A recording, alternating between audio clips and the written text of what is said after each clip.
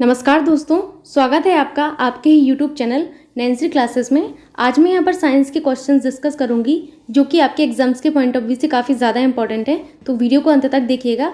आइए शुरुआत करते हैं आज के आपके पहले क्वेश्चन की। आज का आपका पहला क्वेश्चन है, सर्पदंश का प्रभाव शरीर के किस अंग पर सबसे पहले होता है? तंत्रिका तंत्र पर, मस्तिष्क पर, फेफड़ों पर या नाड़ी मंडल पर? जो आपका सर्पदंश होता है, सर्पदंश का सबसे पहले प्रभाव आपको बताना है कि सबसे पहले प्रभाव आपके शरीर के किस अंग पर पड़ता है। तो सर्पदंश का जो सबसे पहले प्रभाव है वो आपकी तंत्रिका तंत्र पर पड़ता है, यानी कि ऑप्शन 1 एकदम करेक्ट होगा। चलते हैं नेक्स्ट क्वेश्चन की ओर। क्वेश्चन आपका इंपॉर्टेंट है, विश्व में सबसे बड़ा और सबसे लंबा स्तनधारी पूछा जा रहा है आपसे कि विश्व में सबसे बड़ा और सबसे लंबा स्तनधारी कौन सा है? शेर, नीली व्हेल, हाथी या बाघ? बताना है आपको सबसे बड़ा और सबसे लंबा स्तनधारी, तो वो है आपका नीली व्हेल। नीली व्हेल जो है आपकी विश्व की सबसे बड़ी और सबसे लंबा स्तनधारी माना जाता है। नेक्स्ट क्वेश्चन है आपका, चोट लगने पर रक्तस्राव को रोकने एवं रक्त जमने में कौन सा तत्व सहायक होता है? वेरी वेरी इंपॉर्टेंट कि अगर आपको चोट लग जाती है तो जो आपका रक्तस्राव है उसको रोकने के लिए, क्योंकि एक टाइम बाद आपका रक्तस्राव रुक जाता है, और रक्त को जमने में कौन सा तत्व सहायक होता है? ऑप्शन है आपके lymphocytes, red blood cells, white blood cells या फिर प्रोथ्रोम्बिन। बताना है आपको कौन सा आपका सहायक होता है रक्तस्राव को रोकने के लिए। तो यहाँ पर आपको बता दूं कि लिम्फोसाइट्स जो होते हैं, लिम्फोसाइट्स एक प्रकार का आपका WBC होता है, यानी कि व्हाइट ब्लड सेल्स होता है, ठीक है, जो हमारी बॉडी में एंटीबॉडी का निर्माण करता है। ठीक है, एंटीबॉडी का निर्माण करने का काम कौन करता है? हमारी लिम्फोसाइट्स यानी कि WBC करती हैं, क्योंकि WBC हमारी रोगों से सुरक्षा करती हैं। ठीक, वहीं आपका जो चोट लगने पर रक्तस्राव को रोकने एवं रक्त को जमने वाला जो तत्व है वो है हमारा प्रोथ्रोम्बिन। कौन सा है? प्रोथ्रोम्बिन है। ठीक है, चलते हैं नेक्स्ट क्वेश्चन की ओर। क्वेश्चन आपका बहुत ज़्यादा इंपॉर्टेंट है एंड थोड़ा सा यूनिक भी है कि क्रायोथेरेपी क्या है? गर्म उपचार, बर्फ द्वारा उपचार, किरणों द्वारा उपचार या फिर मालिश द्वारा उपचार? तो ये जो क्रायोथेरेपी होती है, क्रायोथेरेपी आपका एक बर्फ द्वारा उपचार होता है। क्या होता है? बर्फ द्वारा उपचार को क्रायोथेरेपी कहा जाता है। चलते हैं नेक्स्ट क्वेश्चन पर। क्वेश्चन इंपॉर्टेंट है, लौंग जो आप मसालों में यूज़ करते हैं, लौंग कुछ इस तरीके से दिखाई देती है, ये इस तरीके से होती है। ये जो लौंग है आपकी, लौंग जो सामान्य रूप से मसाले में प्रयुक्त होती है वह प्राप्त होती है जड़ से, तने से, फल से या पुष्पकलिका से? बताना है जो लौंग हम लोग मसालों में यूज़ करते हैं एंड जब कोई मेहमान आता है तो मेहमान नवाजी में भी उसको यूज़ किया जाता है। शादी के बाद भी कई जगह आप देखेंगे कि एक ट्रे रहती है, ट्रे में काफ़ी सारी चीज़ें रखी रहती है, तो लौंग भी उसमें रहता है। तो ये जो लौंग है, लौंग का प्रयोग हम लोग करते हैं, तो वो हमें किस से प्राप्त होता है? ठीक है, ये जो लौंग है पुष्पकलिका से प्राप्त होता है। किससे? पुष्पकलिका से। वेरी वेरी इंपॉर्टेंट, ये क्वेश्चन कई बार आपका एग्जाम में आया है, तो याद रखना है कि पुष्पकलिका से लौंग जो है प्राप्त होती है। चलते हैं नेक्स्ट क्वेश्चन की ओर। क्वेश्चन आपका है, ग्रीन हाउस प्रभाव के कारण होता है पृथ्वी का तापमान स्थिर रहता है, पृथ्वी का तापमान बढ़ जाता है, पृथ्वी का तापमान कम हो जाता है या फिर पृथ्वी के तापमान पर कोई असर नहीं पड़ता? ये जो ग्रीन हाउस प्रभाव है, ग्रीन हाउस प्रभाव में आपका पृथ्वी का तापमान क्या होता है? इंक्रीज हो जाता है। टेम्परेचर जो है पृथ्वी का वो आपका बढ़ जाता है, इसीलिए इस टाइम जो है टेम्परेचर बढ़ने की वजह से बहुत ज़्यादा गर्मी होने लगती है। ठीक है, तो आप देख रहे होंगे कि आजकल जो है आपका पृथ्वी का तापमान बढ़ता जा रहा है, जिस वजह से और भी ज़्यादा हम लोग को गर्मी देखने को मिल रही है, और हमारा गर्मियों का जो टाइम है, मतलब जो अवधि है वो बढ़ती जा रही है, वहीं सर्दियों की अवधि कम होती जा रही है। ठीक है, तो यहाँ पर आपको एक चीज़ याद रखनी है जो आपकी इंपॉर्टेंट बनती है, वो ये है कि ग्रीन हाउस गैसें कौन कौन सी हैं। ठीक है, मैं यहाँ पर लिख देती हूँ, ग्रीन हाउस गैसें कौन कौन सी हैं आपकी? CFC के बाद CH4, ओजोन, SO2, NOx यानी कि नाइट्रोजन के oxide, carbon dioxide. Very very important, exam में यही पूछा जाता है कि ग्रीन हाउस गैसें कौन कौन सी हैं। तो ग्रीन हाउस गैसों की कैटेगरी में आता है हमारा CFC, CH4, O3, SO2, nitrogen के ऑक्साइड और आपका कार्बन डाइऑक्साइड आपके ग्रीन हाउस गैसों की श्रेणी में आते हैं। ठीक है, यही गैसें हैं जो आपके पृथ्वी के तापमान को बढ़ाने में जिम्मेदार हैं। ठीक है, क्लोरोफ्लोरोकार्बन आपको पता है कि ये जो है बहुत ही घातक ग्रीन हाउस गैस है, वहीं आपकी मीथेन भी बहुत ही घातक ग्रीन हाउस गैस मानी जाती है। ठीक है, चलते हैं नेक्स्ट क्वेश्चन की ओर। क्वेश्चन है आपका, लाल रक्त कणिकाओं में कौन सा तत्व ऑक्सीजन एवं कार्बन डाइऑक्साइड के वाहक का कार्य करता है? वेरी वेरी इंपॉर्टेंट, आपसे पूछा जा रहा है कि RBC में कौन सा तत्व जो है ऑक्सीजन और कार्बन डाइऑक्साइड के वाहक का कार्य करता है? ऑप्शन है आपके ग्लोबुलिन, प्लेटलेट्स, हीमोग्लोबिन, फाइब्रोनेजेन। बताना है आपको। तो आपके RBC में आपका हीमोग्लोबिन पाया जाता है। क्या पाया जाता है? हीमोग्लोबिन। यही जो हीमोग्लोबिन है, यही हीमोग्लोबिन आपकी ऑक्सीजन एंड कार्बन डाइऑक्साइड के वाहक का कार्य करता है, इसीलिए ऑप्शन थर्ड एकदम करेक्ट होगा। ठीक है, ये क्या करता है? आपकी आरबीसी में ऑक्सीजन और कार्बन डाइऑक्साइड के वाहक का कार्य करता है। ठीक है, यहाँ पर आपको एक चीज़ और मैं बता दूं, ये जो ग्लोब्यूलिन है, ये ग्लोब्यूलिन क्या है? ठीक है, ग्लोब्यूलिन एक प्रकार का आपका प्रोटीन होता है। क्या होता है? ये आपका एक प्रोटीन है। ठीक, जो आपके जो ब्लड प्लाज्मा है, ब्लड प्लाज्मा में आपका पाया जाता है। ग्लोब्यूलिन प्रोटीन आपके ब्लड प्लाज्मा में पाया जाता है। इंपॉर्टेंट है, याद रखना है। चलते हैं नेक्स्ट क्वेश्चन की ओर।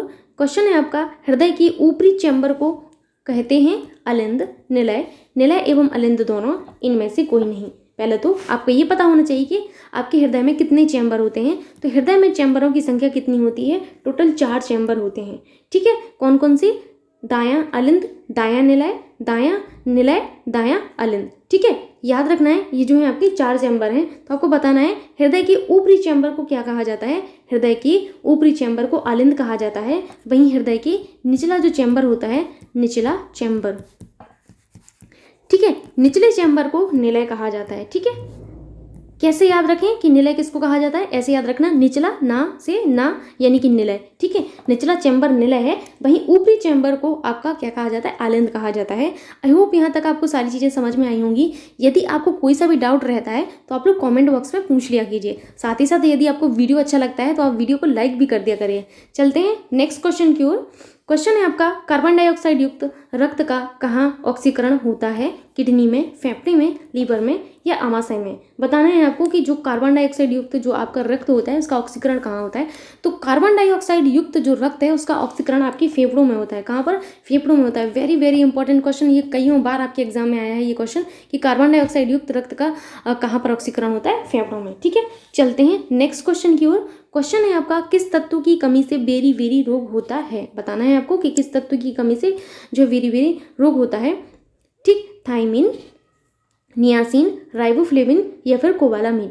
बताना है आपको। तो आपकी जो थायमिन है, थायमिन की कमी से आपको बेरी बेरी रोग होता है। क्या? थायमिन। ठीक है, नेक्स्ट है आपका क्वेश्चन, आयरन किस खाद्य पदार्थ में उपलब्ध होता है? अंडा एवं पनीर, मांस, मछली, हरी सब्जियां?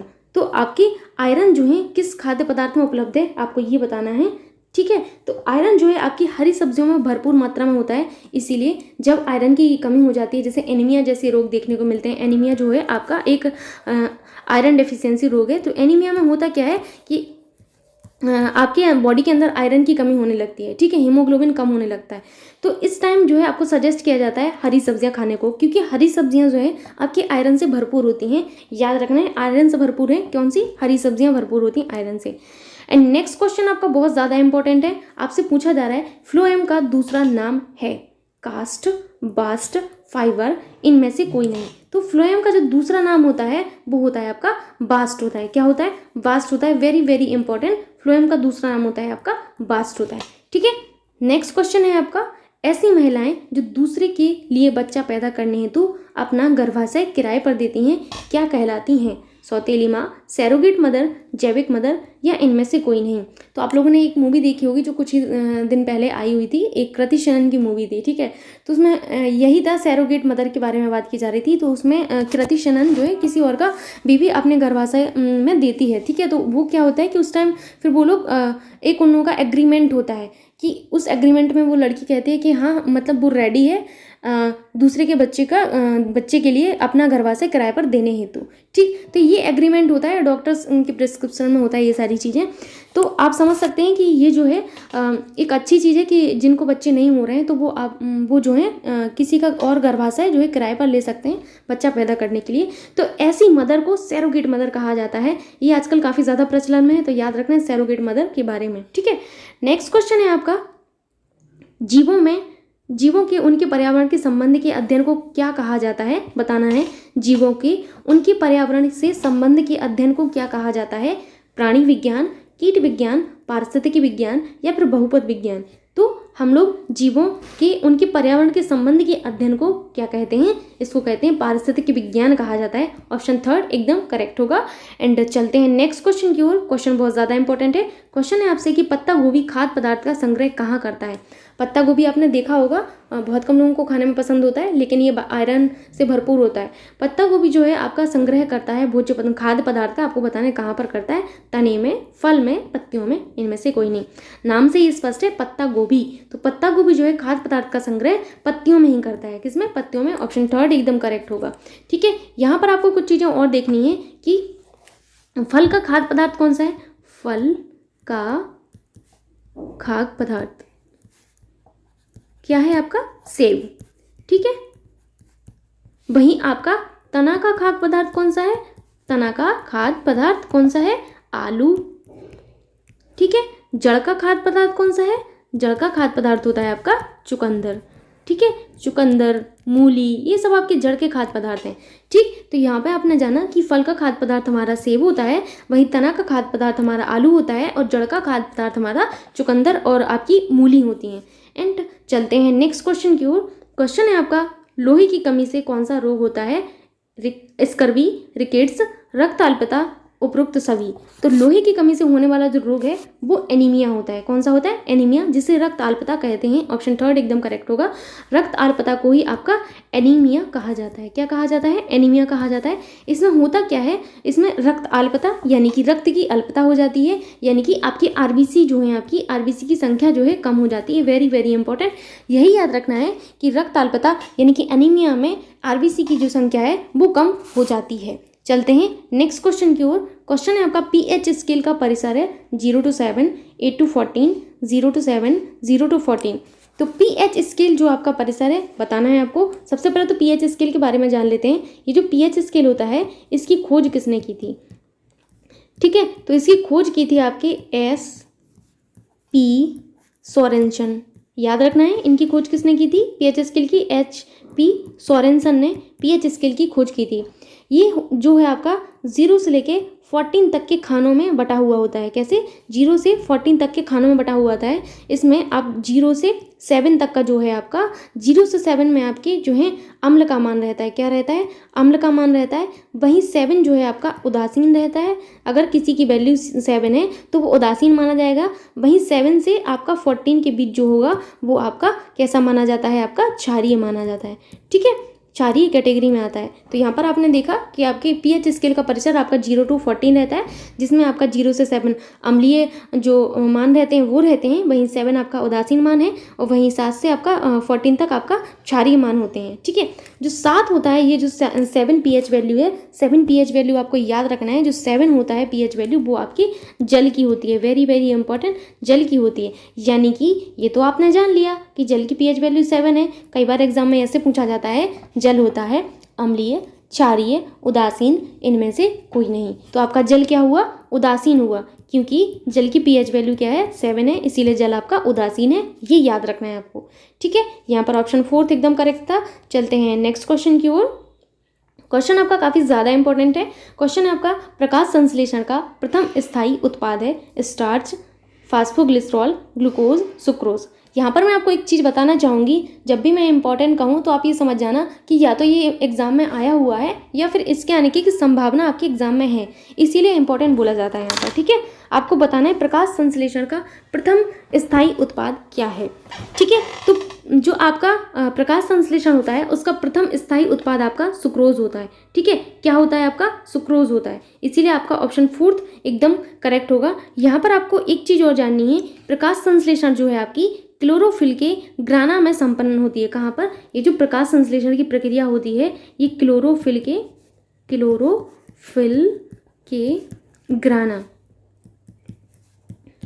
ग्राना जो भाग होता है आपके क्लोरोफिल का, ग्राना भाग में आपकी जो है प्रकाश संश्लेषण की क्रिया संपन्न की जाती है। इसे अप्रकाशिक अभिक्रिया भी कहते हैं। क्या कहते हैं प्रकाश संश्लेषण को? अप्रकाशिक अभिक्रिया भी कहा जाता है इसी को। ठीक है, अप्रकाशिक अभिक्रिया आपकी प्रकाश संश्लेषण को कहा जाता है। ठीक, चलते हैं नेक्स्ट क्वेश्चन की ओर। क्वेश्चन है आपका, निम्नलिखित में से कौन सा एक स्थानीय संवेदनाहारी भी है और उत्तेजक भी? तुलसी, कोकेन, अल्कोहल, हीरोइन। बताना है इनमें से कौन सा आपका एक तो संवेदनाहारी भी है और आपका उत्तेजक के तौर पर भी काम करता है। तो हीरोइन जो है आपकी, हीरोइन से आप वो मत समझना। ठीक है, हीरोइन का मतलब यहाँ पर एक ड्रग से है, मतलब एक दवा से संबंधित है। ठीक है, तो आपका हीरोइन जो है आपका एक संवेदनाहारी भी है और एक उत्तेजक की तरह भी कार्य करता है। हीरोइन का यूज़ बेसिकली आप दर्द निवारक के रूप में भी कर सकते हैं, ठीक है। दर्द निवारक के रूप में भी आप जो है हीरोइन का यूज़ कर सकते हैं, ठीक। अभी यहाँ पर सबको बॉलीवुड हॉलीवुड याद आ रहा होगा हीरोइन के नाम पर, बट यहाँ पे वो हीरोइन की बात नहीं की जा रही है, ठीक है। चलते हैं नेक्स्ट क्वेश्चन की ओर। क्वेश्चन है आपका, जीवाणु भोजी किसके द्वारा खोजा गया था? बुरेल और स्मिथ, पॉल एहलर्च, नियल, इनमें से कोई नहीं। जीवाणु भोजी की खोज किसने की थी बताना है आपको। क्वेश्चन इंपॉर्टेंट है, याद रखना है। जीवाणु भोजी की जो खोज है वो आपके पॉल एहलर्च ने की थी। किसने? एहलर्च ने की थी। यहाँ पर जो एहलर्च इस तरीके से लिखा जाएगा, इस तरीके से जो लिखा हुआ है वो गलत लिखा है, एहलर्च, ठीक। ये है आपका पॉल एहलर्च ने जीवाणु भोजी की खोज की थी। एंड नेक्स्ट क्वेश्चन है आपका, डंबेलाकार कोशिकाएं किसमें होती हैं? गेहूं, मूंगफली, चना, आम। डंबेलाकार जो कोशिकाएं हैं वो आपकी मूंगफली में होती हैं। क्वेश्चन इंपॉर्टेंट है, डंबेलाकार कोशिकाएं मूंगफली में पाई जाती हैं, ठीक है। नेक्स्ट क्वेश्चन है आपका, जीन युग्मों में नहीं पाए जाते हैं, बताना है आपको। जीन युग्म में नहीं पाए जाते हैं शरीर की कोशिकाओं में, निषेचन के पश्चात अंडाशय में, युग्मकों में या युग्मनजों में। तो जीन युग्म जो है आपके वो आपकी युग्मकों में नहीं पाए जाते। किसमें? युग्मकों में, यानी कि ऑप्शन थर्ड एकदम करेक्ट होगा। जीन युग्म युग्मकों में नहीं पाए जाते हैं। नेक्स्ट क्वेश्चन है आपका, ब्लड कैंसर को आमतौर पर किस अन्य नाम से जाना जाता है? Leukaemia, haemophilia, sickle cell anaemia या फिर ल्यूकोडर्मा। तो ब्लड कैंसर जो होता है, ब्लड कैंसर को आमतौर पर ल्यूकेमिया के नाम से भी जाना जाता है, ल्यूकोमिया, ठीक है। याद रखना है, इंपॉर्टेंट है, ल्यूकेमिया के नाम से भी आपके ब्लड कैंसर को जाना जाता है। चलते हैं नेक्स्ट क्वेश्चन की ओर। तो यहाँ पर आपका नेक्स्ट क्वेश्चन है, औषधि में पीड़कनाशक के रूप में प्रयुक्त होने वाला मिश्रण है। आपको बताना है कि आपका पीड़कनाशक के रूप में कौन सी औषधि प्रयुक्त हो जाती है या फिर किस औषधि का मिश्रण यूज किया जाता है। ऑप्शन है आपके एस्पिरिन, क्लोरोफॉर्म, एथिल अल्कोहल या फिर यूरोट्रोपिन। तो पीड़ानाशक के रूप में आप एस्पिरिन का यूज करते हैं, इसीलिए ऑप्शन 1 एकदम करेक्ट होगा। चलते हैं नेक्स्ट क्वेश्चन की ओर। क्वेश्चन है आपका, जीव विज्ञान की वह शाखा कौन सी है जो विलुप्त जीवों से संबंधित है? इंपॉर्टेंट क्वेश्चन है, बताना है जीव विज्ञान की वह शाखा कौन सी है जो विलुप्त जीवों से संबंधित है। परागाणु विज्ञान, जातिवृत्त विज्ञान, वनस्पति विज्ञान, जीवाश्म विज्ञान। परागाणु विज्ञान जो है आपका एक ऐसा विज्ञान है जो जीव विज्ञान की शाखा है जिसमें विलुप्त जीवों से संबंधित जो है अध्ययन किया जाता है, ठीक है। तो आपके विलुप्त जीवों से संबंधित जो विज्ञान है वो आपका परागाणु विज्ञान है, ठीक है। चलते हैं नेक्स्ट क्वेश्चन की ओर। क्वेश्चन है आपका, ऊतक जन जिसके द्वारा वाह त्वचा बनी होती है वह है त्वचाजन, बलकुट, गोपलक जन या फिर रंगभन, ठीक है। तो ऊतक जिससे बाहरी त्वचा बनी होती है या बाह्य त्वचा बनी होती है उसका नाम है त्वचाजन, ठीक है। ऑप्शन 1 एकदम करेक्ट होगा। चलते हैं नेक्स्ट क्वेश्चन की ओर। क्वेश्चन है आपका, अग्न्याशय कौन सा रस स्रावित करता है? इंसुलिन, पाचक रस, पित्त रस, इनमें से कोई नहीं। तो अग्न्याशय से इंसुलिन स्रावित होता है। क्या होता है? इंसुलिन स्रावित किया जाता है। इंसुलिन के बारे में मैं आपको बता चुकी हूँ कि इंसुलिन की खोज बैटिंग एवं वेस्ट ने की थी, जो कि आपके अग्न्याशय से स्रावित होता है, ठीक है। चलते हैं नेक्स्ट क्वेश्चन की ओर, जो कि आपका इंपॉर्टेंट है। क्वेश्चन है आपसे कि जब हम छुईमई के पौधे, यानी कि छुईमई का जो पौधा है इसे कहते हैं टच मी नॉट प्लांट, की पत्तियों को छूते हैं तो पत्तियां बंद हो जाती हैं, इस गति को क्या कहते हैं? प्रकाशानुकुंचन गति, रसायन अनुकुंची गति, कंपन अनुकुंचन गति या फिर इनमें से कोई नहीं। तो आपकी छुईमई के पौधा जो होता है जिससे छूने पर जो है इसकी पत्तियां बंद हो जाती हैं, तो इसकी गति को हम लोग कहते हैं रसायन अनुकुंची गति। क्या कहा जाता है? रसायन अनुकुंची गति। इंपॉर्टेंट क्वेश्चन है, याद रखना है इसको। चलते हैं नेक्स्ट क्वेश्चन की ओर। क्वेश्चन है आपका, ऊतक संवर्धन की अवधारणा किसकी थी? ठीक है, आपको बताना है ऊतक संवर्धन की अवधारणा किसकी थी? हॉफमिस्टर, हार्नस्टाइन या फिर हैवर या लैंड हैनिंग, बताना है आपको। तो जो ऊतक संवर्धन है, पहले तो ऊतक संवर्धन को जान लेते हैं, आखिर क्या है ये ऊतक संवर्धन। तो ऊतक संवर्धन जो है आपका, ऊतक संवर्धन में कुछ ऐसी टेक्निक्स यूज की जाती हैं। ये क्या है? इसमें टेक्निक्स यूज की जाती हैं जिसमें होता क्या है कि आपकी जो है तकनीकी प्रयोग के द्वारा इसमें जो है पौधों से अलग किए गए कोशिका ऊतक तथा अंग जैसे परागकोश वगैरह, परागकोश या फिर आपका परागकण या फिर भ्रूण, ठीक है। भ्रूण आदि से अत्यधिक संख्या में जो है संपूर्ण पौधे विकसित किए जाते हैं। क्या होता है इसमें, ध्यान से समझना। तकनीकी प्रयोग से इसमें पौधों से अलग किए गए कोशिका या ऊतक तथा अंग, परागकोश, परागकण, भ्रूण आदि से अत्यधिक संख्या में संपूर्ण पौधे विकसित करना ही ऊतक संवर्धन कहलाता है। तो आप यहाँ समझ गए होंगे कि अत्यधिक संख्या में टेक्निक्स के द्वारा पौधों को विकसित करना क्या है, ऊतक संवर्धन है। ऊतक संवर्धन के माध्यम बहुत ज़्यादा इंपॉर्टेंट है कि ऊतक संवर्धन के माध्यम कौन कौन से हैं, ये जरूर आपको याद रखना है। ऊतक संवर्धन के माध्यम यहाँ पर मैं लिख देती हूँ। ऊतक संवर्धन के माध्यम है व्हाइट माध्यम, ठीक है, व्हाइट माध्यम, MS माध्यम, MS माध्यम के बाद होता है आपका स्कुग माध्यम।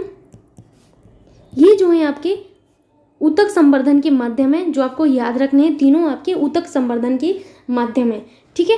तो आपकी ऊतक संवर्धन की जो अवधारणा है वो आपकी दी थी हॉफमिस्टर ने दी थी। किसने, हॉफमिस्टर ने, इसीलिए ऑप्शन 1 एकदम करेक्ट होगा। एंड नेक्स्ट क्वेश्चन बहुत ज़्यादा इंपॉर्टेंट है। क्वेश्चन है आपसे, चोंच किसकी बनी होती है। जो पक्षी होते हैं, पक्षियों की चोंच किसकी बनी होती है, गाल की, जबड़ा की, दांत की या हड्डी की। तो जो पक्षियों की चोंच है वो दांतों की बनी होती है। किसकी, दांतों की बनी होती है, ठीक है। ये क्वेश्चन इंपॉर्टेंट है, एग्जाम में आ भी चुका है और आगे भी संभावना है इस क्वेश्चन की आने की। तो याद रखना है, जो पक्षियों की चोंच है वो दांतों की बनी होती है। एंड नेक्स्ट क्वेश्चन है आपका पिन्ना, जिसे कर्णपली या फिर आपका बाह्यश्रवणीय नली कहते हैं, पाई जाती है मछली में, उभयचर में, स्तनपायी में, सर्पणशील में। तो जो पिन्ना है, ये पिन्ना आपका पाया जाता है स्तनपायी में। किसमें, स्तनपायी में पाया जाता है। पिन्ना को बाहरी कान कहा जाता है। क्या कहा जाता है, पिन्ना को बाहरी कान कहा जाता है, जो कि आपके स्तनपाइयों में रहता है, ठीक है। नेक्स्ट क्वेश्चन है आपका, कौन सी गैस पादप ग्रह प्रभाव ग्रीन हाउस इफेक्ट के लिए मुख्य रूप से उत्तरदायी है। कार्बन डाइऑक्साइड, ऑक्सीजन, जलवाष्प या फिर हाइड्रोजन। यहाँ पर आपसे पूछा गया है हरित ग्रह ग्रीन हाउस इफेक्ट जो आपका होता है, इसमें मुख्य रूप से कौन सी गैस उत्तरदायी है। तो मैंने आपको बताया था ग्रीन हाउस जो प्रभाव होता है उसके लिए जिम्मेदार गैसें कौन कौन सी हैं, आइए जानते हैं उनके बारे में। तो आपकी ग्रीन हाउस गैसों की श्रेणी में आता है आपका CFC आता है, CH4 आता है, O3 आता है, SO2 आता है, SO2 के अलावा नाइट्रोजन के ऑक्साइड यानी कि NOx होता है, CO2 होता है, ठीक है। लेकिन आप यहाँ पर ऑप्शन में देख रहे होंगे कि सिर्फ आपका एक ही मैच हो रहा है, जो आपका जो है ग्रीन हाउस इफेक्ट के लिए मुख्य रूप से जिम्मेदार गैस मानी जाती है। तो कार्बन डाइऑक्साइड यहाँ पर सही होगा, क्योंकि बाकी आपका कोई ऑप्शन है नहीं, ठीक है। चलते हैं नेक्स्ट क्वेश्चन की ओर, जो कि है आपका कोशिका किसके कारण स्फीत हो जाते हैं। विसरण, अंतःपरासरण, जीव द्रव्य कुंचन या फिर आपका बहिःपरासरण। यहाँ पे कुंजन नहीं है, कुंचन है, ठीक है, कुंचन। बताना है आपको कि कोशिका किसके कारण स्फीत हो जाती है। तो जो कोशिका है वो अंतःपरासरण के कारण स्फीत हो जाती है। यहाँ पर आपको ये जानना जरूरी है कि अंतःपरासरण आखिर होता क्या है। तो परासरण क्रिया द्वारा जीवित कोशिकाओं या ऊतकों में जल प्रवेश अंतःपरासरण कहलाता है। क्या कहलाता है, मैं लिख देती हूँ, परासरण क्रिया द्वारा जीवित कोशिकाओं में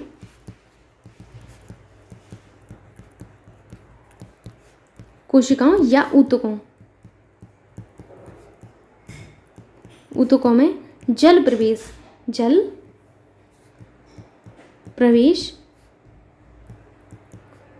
अंतःपरासरण कहलाता है, ठीक है, अंतःपरासरण कहलाता है। तो यहाँ पर आपने देखा अंतःपरासरण क्या है, परासरण क्रिया द्वारा जीवित कोशिकाओं या ऊतकों में जल प्रवेश करना अंतःपरासरण कहलाता है। अब बात आती है वह परासरण क्या होता है। तो वह परासरण जो होता है वो ये होता है कि परासरण क्रिया द्वारा कोशिकाओं या ऊतकों से जल का निकास, ठीक है, क्या जल का प्रवेश तो कहलाता है अंतःपरासरण, वही जल का जो निकास होता है, जल का निकास परासरण क्रिया ही द्वारा होना चाहिए, ठीक है। यानी कि परासरण क्रिया द्वारा कोशिकाओं या ऊतकों से जल का निकास हमारा वह परासरण कहलाता है। तो याद रखना है अंतःपरासरण और वह परासरण के बारे में इंपॉर्टेंट है। तो कोशिकाएं किसके द्वारा स्फीत हो जाती हैं, मैंने बताया अंतःपरासरण के द्वारा। अंतःपरासरण और बाह्य परासरण आप लोग जान चुके हैं। तो आज का वीडियो यहीं तक था। आई होप आप सभी को ये वीडियो पसंद आया होगा। यदि आपको वीडियो अच्छा लगता है तो आप लोग अपने दोस्तों के साथ वीडियो को शेयर कर दिया करिए, साथ ही साथ वीडियो को लाइक भी कर दिया करिए। Thank you so much. इसी तरीके से बस बने रहिए नैंसी क्लासेस पर। Thank you.